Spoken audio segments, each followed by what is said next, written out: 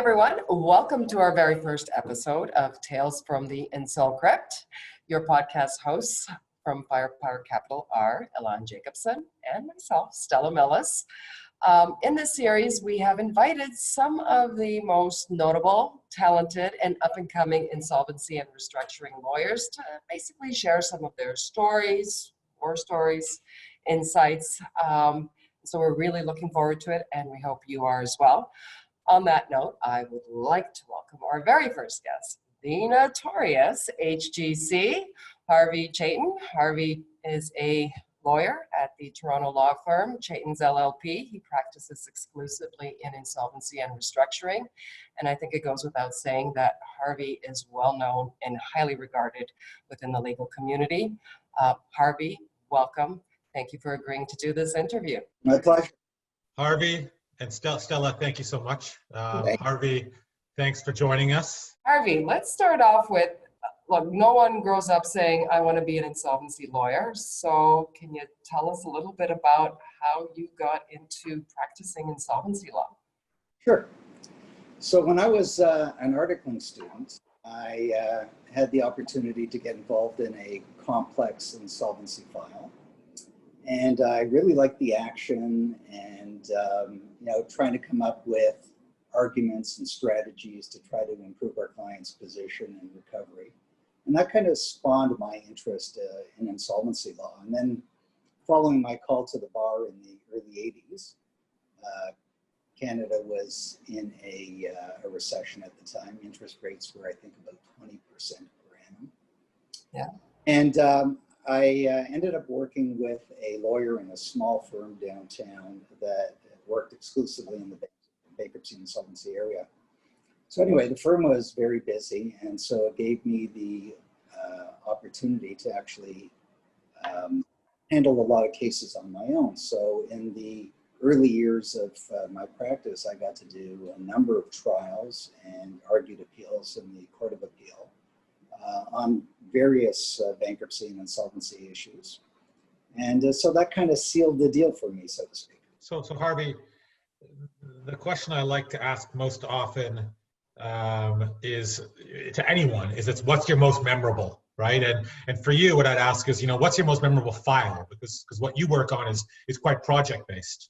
I know you've been part of some very large historical files. I mean, nothing as important as the files you worked with for us, of course.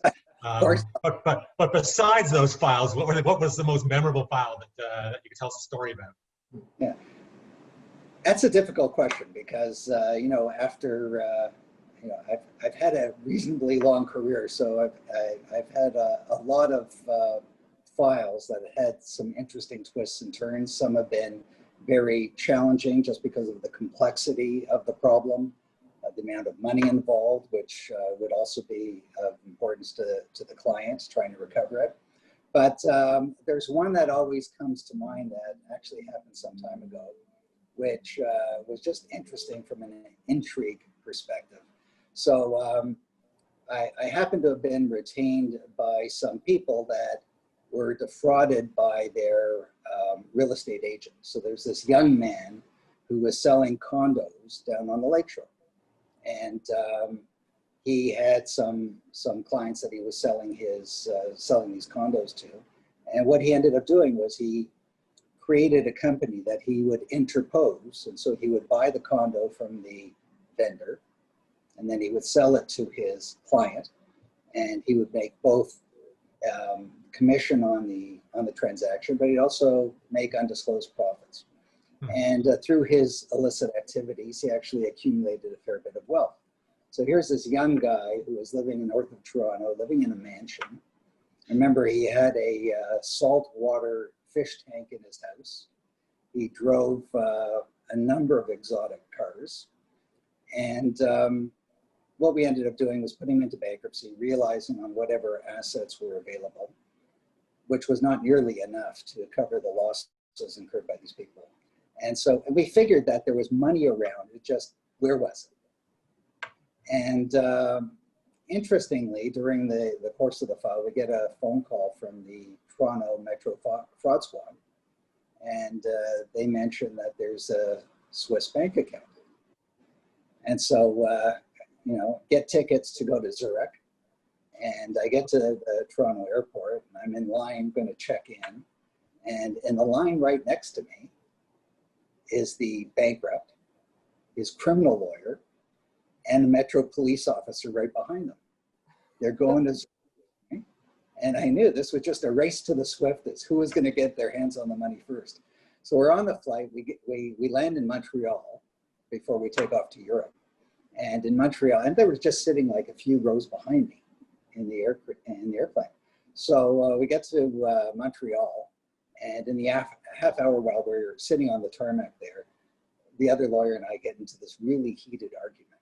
And it's loud, it's nasty. We almost get thrown out of off the plane, but they kept us on as long as we promised to be quiet.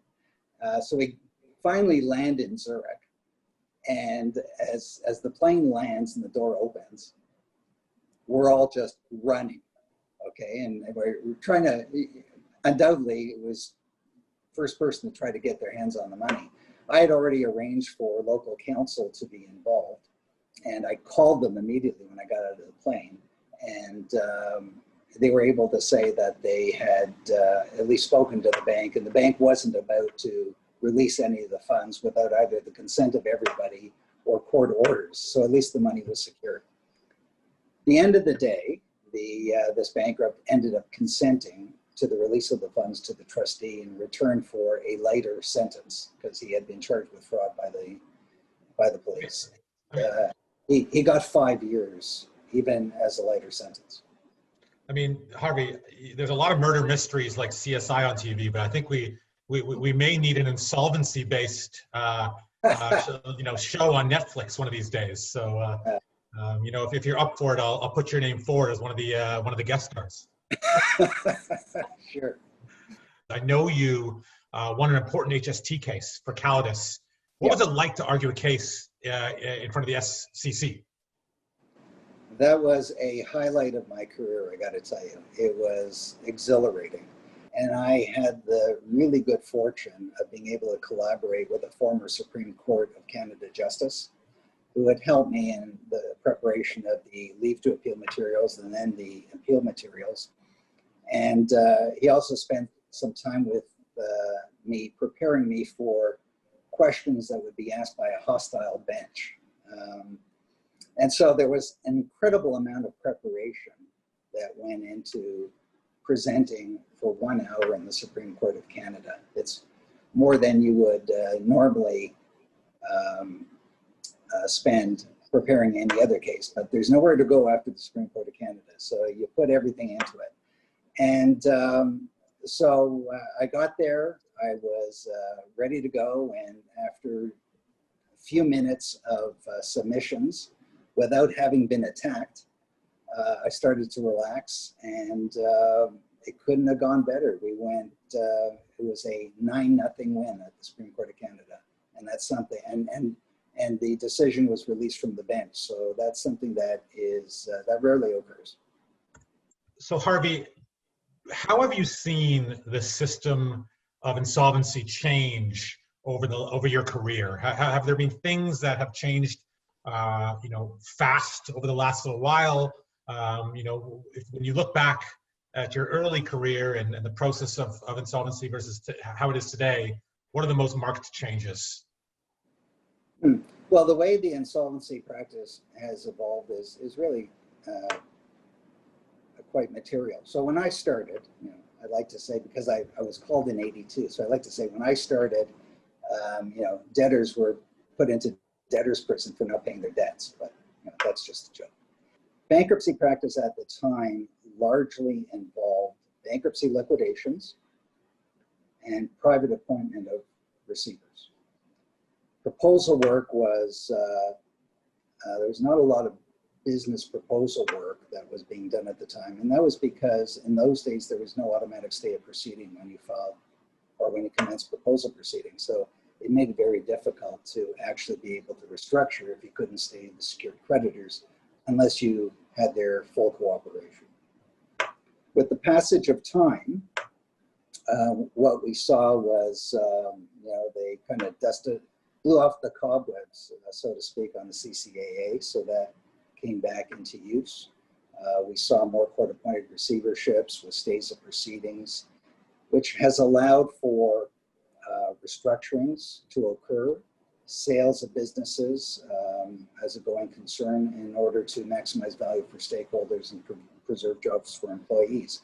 The focus has shifted from liquidation to restructuring, certainly over the course of my career. So Harvey, I got a question for you. Who have you come across who would have been one of your biggest adversaries? And Harvey, we don't want the political answer. We want, just say it as it is, Harvey. I'll give you a couple. I'm not going to name one of them, but That's the political answer. There is one lawyer that I've come across many times over my career who oftentimes acts for debtors. Smart lawyer, strategic, and he inundates you with paper. And so he keeps you really busy, constantly motioning you to death, appeals when he loses his cases, and all with a view to try to get some leverage for his client and maybe try to settle the case in the best possible way. And one of the cases involved, which is called Battery Plus, which involved a chain of these battery kiosks across the province. It was so hard fought because the debtor didn't want the business to be sold that the sale approval motion took 6 days. So while we're actually having a hearing and the matters before the court, they're doing everything they possibly can do to try to thwart and make it impossible for us to complete a sale transaction. Interesting. And the lawyer behind that? That's one of the lawyers I've been involved in. But we were fortunate enough to be retained by Lloyd's of London back in I guess it was late 90s, early 2000s. There had been a crisis in the insurance market globally because of the asbestos claims arising out of the US. So what happened was that Lloyd's had to make cash calls, and when they weren't getting paid, they ended up commencing legal proceedings in the UK to recover judgment against the names. And then after they got a final order, I believe out of the House of Lords, they then needed to enforce them. So we got retained by Lloyd's in order to seek recognition and enforcement of the judgments against Canadian names. And the names had retained Alan Lensner, and I think he brought in at the time Sheila Block. And they opposed recognition of the judgments on public policy grounds, which included two things. One, there had been a fraud committed by Lloyd's in failing to disclose the risk in the insurance market because of the asbestos claims. And secondly, that Lloyd's had violated the Ontario Securities Act when they came into Ontario to solicit the names and effectively issued securities without a prospectus. So this was a very complex case. It was hard fought with the best counsel in the country as our opponents. And, we had to really bring our A game to this case. And thankfully we won at first instance and then in the Court of Appeal, and they were denied leave to appeal the Supreme Court of Canada. But that was a so they were top-notch opposition, just not good enough. Is that what I hear, Harvey? They don't make up the facts. I hear you. And now you're going to force us all to Google Batteries Plus after we've all watched this to find out who the lawyer was against you. That's okay. We'll leave it at that.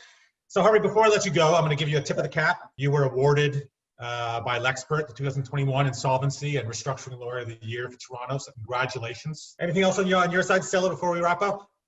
No, I was just trying to Google Battery Plus, but come on, Harvey. It's a it's a project for everyone after the podcast is. Yeah, if is you're completed. really interested, you'll look it up. Yeah, exactly. Well, thank you once again, Harvey. And until next time, everyone, thank you very much. That's great, Harvey. Thanks. Thanks, everyone.